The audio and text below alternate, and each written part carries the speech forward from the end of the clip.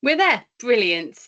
Hello. Welcome to Neurodiversity Conversations. I am so excited to bring you our amazing guest today, and I cannot wait to dive in and share Jamie's lived experience with you.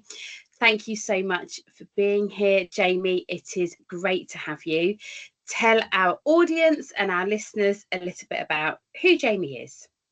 Thank you so much for having me on here. I run a podcast, and it's so nice to be a guest and be on the other side, on the other seat. So yeah, my name is Jamie Humphrey. I'm the founder of a company called ReechUs. Some people listening will know what an employee assistance program is. If you don't, it's basically a helpline that organizations normally have, they've subscribed to, so that people can get mental health support. The problem with many of them is that they're hard to reach and there's a lot of friction and they don't necessarily get used. So we created a company that provided mental health support in a much more friction-free way. And so that's what I do. Brilliant, fabulous. Thank you, Jamie. And ReechUs is absolutely brilliant. You have my vote and my support. I love everything that you guys do.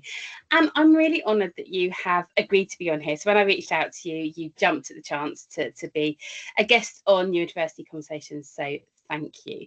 And as we're hearing through various different, there was a conference out in Prague at the beginning of the year, and we've had an ADHD task force in the UK recently released their report. And what we're hearing is lived experiences need to be shared more and more because it helps everybody to understand kind of what's going on for us. So thank you for being part of this conversation, Jamie. I'd love to know, your lived experience. Start from the beginning, start from the middle, start from the end, start from wherever you want to, but kind of your journey with neurodiversity. Yeah, it's a weird one. I don't really know where to start because I could start when I was kind of a kid, or I could start a couple of years ago when I started down this diagnosis journey. So I guess that's probably the best place to start because before then, in my mind, I didn't have ADHD. It was only kind of been in the last 2 years really that it was something that was even on my radar. So I was on LinkedIn basically and just listening to people talk about ADHD, and I think I had a little bit of neurodiversity cynicism, if I'm honest, where I was seeing a lot of adults getting diagnosed, and I just didn't know anything about it. I was so unsure about what this thing was, and I couldn't understand why to be honest, it felt like a trending topic is what it felt like. And so I investigated because I don't like to be ignorant. And I listened to some of the experiences that these adults were having that led to them getting their diagnosis. And I was like, oh, these are some of the things that I'm experiencing or have experienced. And so that started for me this journey of really trying to understand what ADHD was. I was given a book by a family friend and it completely floored me. It was like reading a biography, and actually very scary, to be honest, reading that book. It was a book called Scattered Minds. Yeah. Phenomenal, absolutely incredible. And if anybody either suspects they might have ADHD or they have a family member that might have ADHD, please read it because it will, if you do, it will land. And it really landed for me. So yeah, I guess that's kind of my journey up until now. That's what kicked it off. And I guess then it started this whole process of trying to figure out who I am and why I've been experiencing life the way I have, I guess. Thank you, Jamie. There's a couple of things.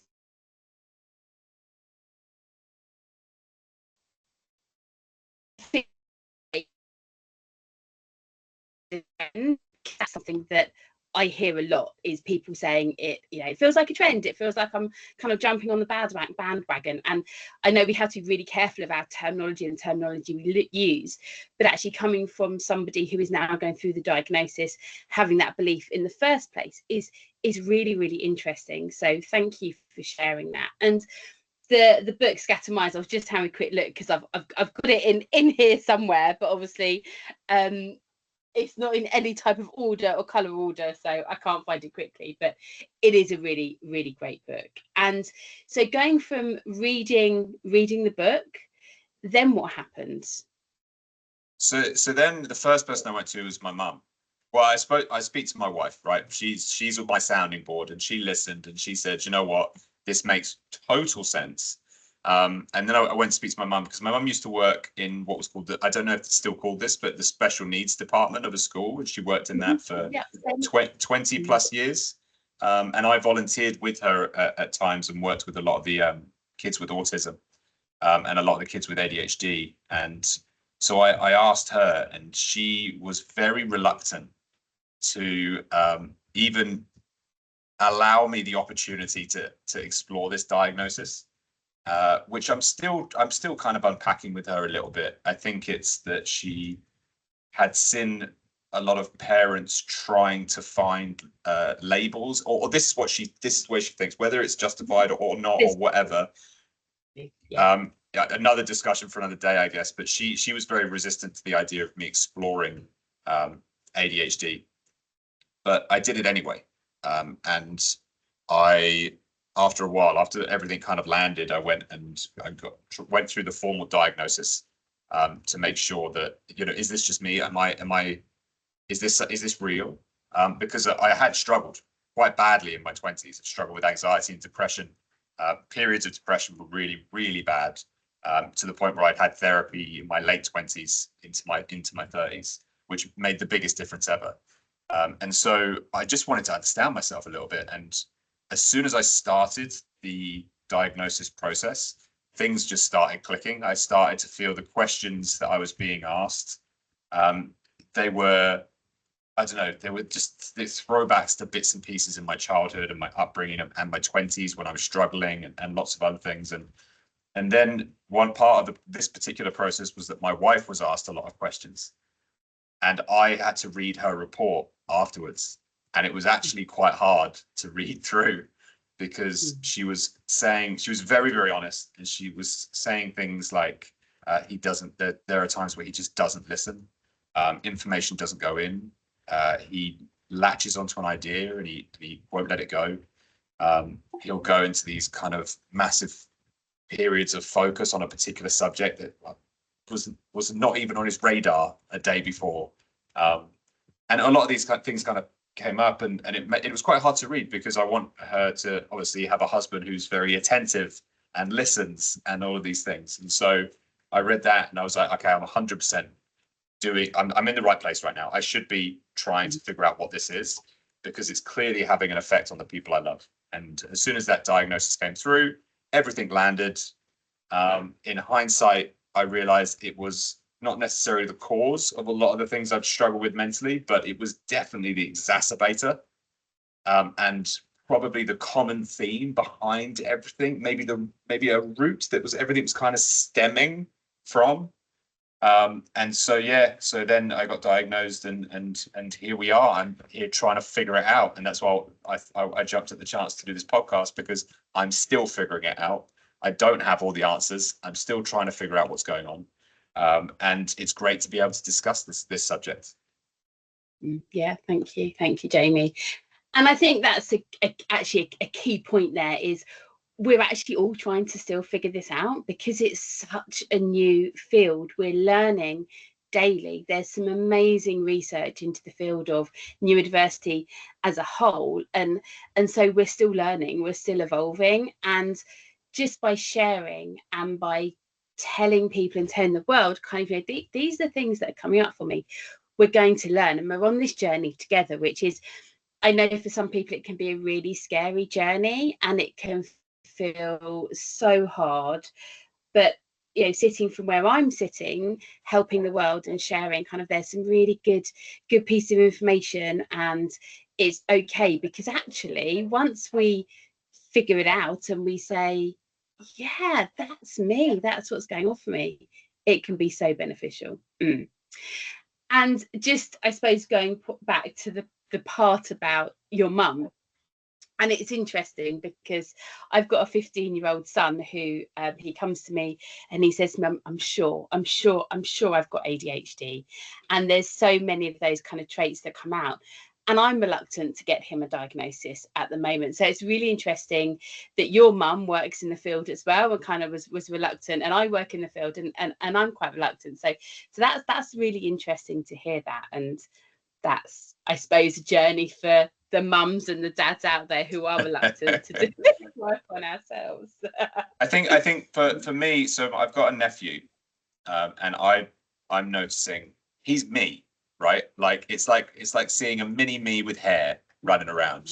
The way he approaches everything, the way he gets constantly distracted, the way his brain works when he's doing something, the way he gets kind of zoned in when there's a problem to be solved, and then when there isn't anything to be solved, and it's anything is even slightly boring, you can just see his attention start to disappear. Like I see so much of me in him, and my instinct now, knowing everything I know, is let's get this kid diagnosed early, because I don't necessarily know if it will help him at school. I'm not well versed in that kind of area, in the child area, but I know for a fact that when he turns 18 and the world opens up to him and everything becomes legal, and then he starts traveling and meeting people and making new friends and whatever, he could fall into some really, really toxic patterns like I did, because he's this constant pursuit of dopamine and something shiny and something exciting and something interesting, and an inability just to sit still and calm down for a moment and just think, So I'm going to start really pushing for that when he gets a little bit older. He's still quite young. He's like 8. Just more than anything, I just want him to be prepared for it. And Jamie, that's a really interesting topic, isn't it? And probably not one for today, but it's something that addiction and that dopamine search is, we see it so much, and it can be so devastating, kind of that addiction and that wanting to try these new things and find that exciting shiny. How do you, so it's really interesting the way that you say that, kind of I want him to know when he goes traveling and when he's out in the big wide world and he's 18 and everything then becomes legal, how do you think, kind of him knowing, or even looking back to when you were young, if you'd have known, how did that change things? I think the biggest thing that therapy did for me was that I now have conversations with myself. I have this internal little chat with myself where an emotion or something will come up, and I'll ask myself almost externally, like, what is that thought? Where did that come from? Why are you thinking that? Is it, rather than me being the thought, I'm having conversations, right? And it's a really useful thing to do, because otherwise you act on impulse and instinct so often. And the thing about ADHD is it scrambles your impulse and instinct to the point where it might not even be your instinct.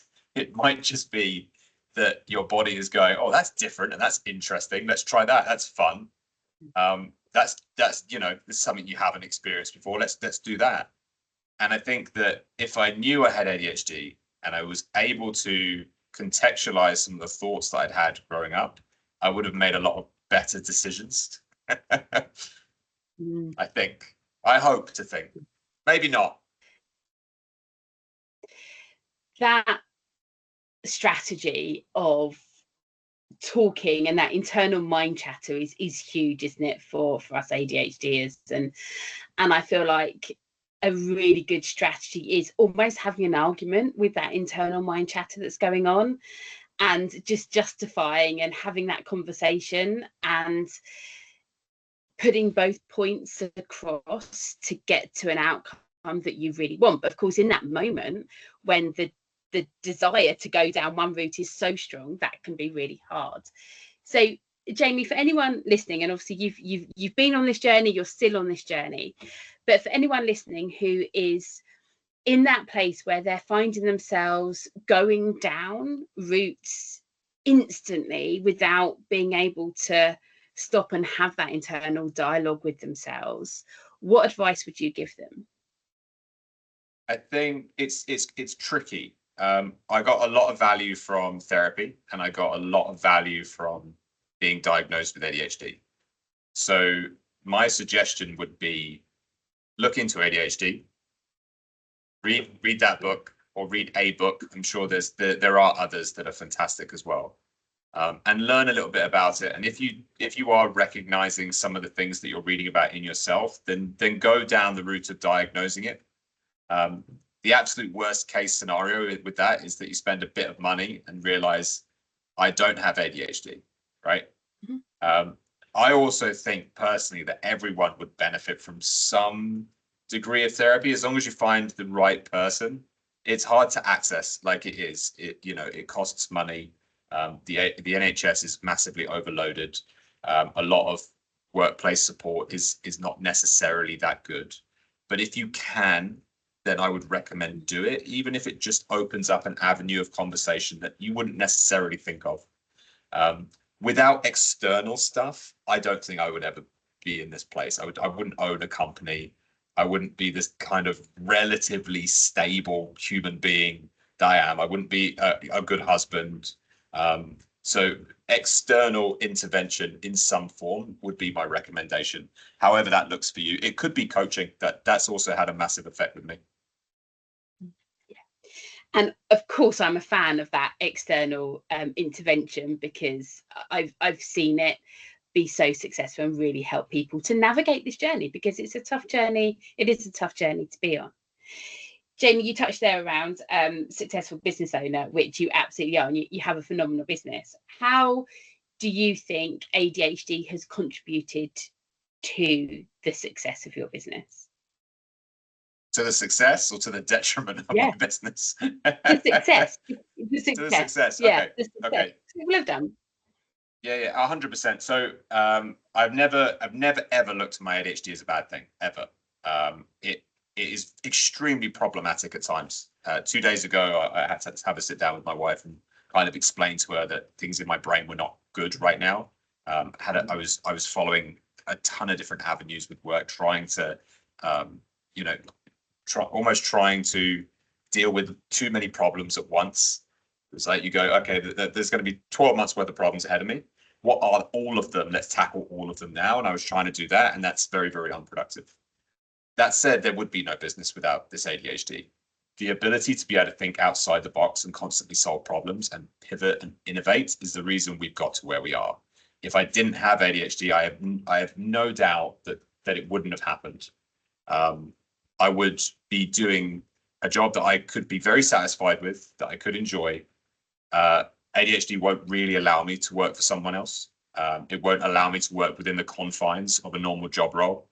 It constantly forces me to think outside and innovate, and that would be extremely frustrating for a boss. So I have to be my own boss. But it's an amazing thing, because ultimately what I do and what you do is we try and help. And because of this brain that I've got, we've managed to help quite a lot of people. And we've managed to do it in a way that is accessible and human. So brilliant, amazing. Thank you so much. And just one final tip to our audience, to people who are listening, what would you say? Just one tip, one piece of advice. Oh, I've got a good one. Go on. This is an actionable tip, right? If you have ADHD and you're forced to watch something, whether it's a course or a YouTube video, stick it on 2 times the speed. It's amazing. Like, I realized this recently. I accidentally did it, and then I sat there and everything just went in. Instead of me sitting there losing, focusing over there and then focusing over there and thinking, I need some medication today to try and zone in on this, just speed it up, get it done. And my brain kind of, they balanced. It was like the stimulus and my brain just balanced, and it was brilliant. So yeah, there's a little handy ADHD tip. Yeah, that is a fabulous tip. Jamie, thank you so much. Thank you so much for being here. Thank you for our conversation. Where can people find you? So you can find me on LinkedIn. I'm prolific on LinkedIn. I'm posting most days. I'm also, you can find me on our website, www.reechus.com. And yeah, you can also send me a message, jamie@reechus.com. I'd love to hear from you. As I said, ReechUs is really trying to support the mental health of as many people as possible. And my mission will never, ever be complete, which is kind of cool. It's like a really good ADHD thing to have. So yeah, so come check me out. If you're an employer looking for a new EAP, whether you have one or you don't, or maybe you're unsatisfied, please reach out to me or find me and let's have a chat. Fabulous, thank you. And I'll put all of your links as well in the show notes as well. So Jamie, thank you so much for being here. And to you, the listener, thank you so much for listening. I cannot wait to bring you Neurodiversity Conversations next time. For now, have a great day. See you soon.